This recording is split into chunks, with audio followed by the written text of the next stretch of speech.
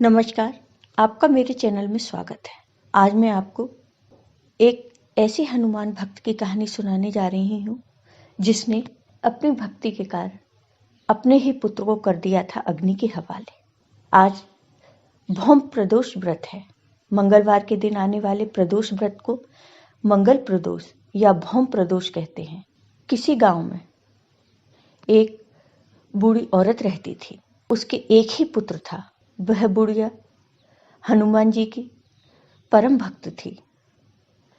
वह प्रत्येक मंगलवार को नियम पूर्वक हनुमान जी का व्रत रखकर उनकी आराधना करती थी। हनुमान जी उस बूढ़ी औरत की आराधना से बेहद प्रसन्न थे। हनुमान जी ने सोचा कि क्यों न आज अपनी इस भक्त की श्रद्धा की परीक्षा ली जाए। हनुमान जी ने उसकी श्रद्धा की परीक्षा लेने की सोची। हनुमान जी ने साधु का भेष धारण किया और उस बूढ़ी औरत के घर गए और दरवाजे से पुकारने लगे, है कोई हनुमान भक्त जो हमारी इच्छा पूरी करे। जब उस बूढ़ी औरत ने यह पुकार सुनी तो वह बाहर आई और हनुमान जी से बोली, क्या आज्ञा है महाराज। तब हनुमान जी के रूप में उस साधु बोले, माई मैं भूखा हूँ, भोजन करूंगा, तू थोड़ी जमीन लीप दे। तब वह बूढ़ी औरत दुविधा में पड़ गई। अंततः उस बूढ़ी औरत ने हाथ जोड़कर कहा, महाराज लीपने और मिट्टी खोदने के अतिरिक्त आप कोई और दूसरी आज्ञा दें, मैं उसे अवश्य पूरी करूंगी। तब उस साधु ने कहा कि और तुमने मेरे कहना नहीं माना तो उस बूढ़ी औरत ने कहा कि महाराज मैं आपको वचन देती हूँ, आप जो भी कहेंगे मैं अवश्य करूंगी। तब साधु ने 3 बार उस बूढ़ी औरत से प्रतिज्ञा कराने के बाद कहा कि ठीक है, तो तू अपने बेटे को बुला। उस बूढ़ी औरत ने कहा, क्यों महाराज। तब साधु रूपी हनुमान जी ने कहा, मैं उसकी पीठ पर आग जलाकर भोजन बनाऊंगा। यह सुनकर वह बूढ़ी औरत घबरा गई, परंतु उसने हनुमान रूपी साधु को वचन दिया था और वह प्रतिज्ञाबद्ध थी।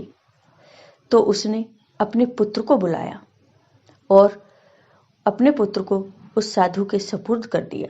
भेषधारी साधु हनुमान जी ने उस बूढ़ी औरत के हाथों से ही उसके पुत्र को पेट के बल लिटवाया और उसकी पीठ पर आग जलवाई। आग जलाकर दुखी मन से वह बूढ़ी औरत अपने घर चली गई।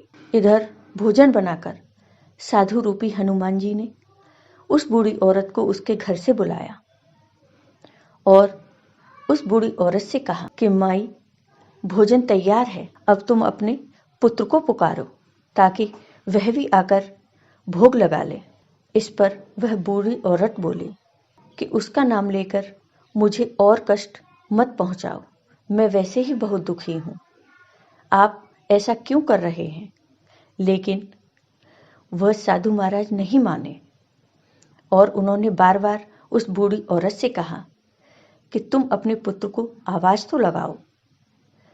तब हार मानकर उस बूढ़ी औरत ने अपने पुत्र को आवाज लगाई। आवाज सुनकर उसका पुत्र वहां आ गया।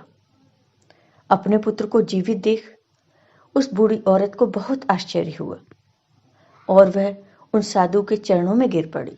तब हनुमान जी अपने वास्तविक रूप में प्रकट हुए और उन्होंने उस बूढ़ी औरत को आशीर्वाद दिया।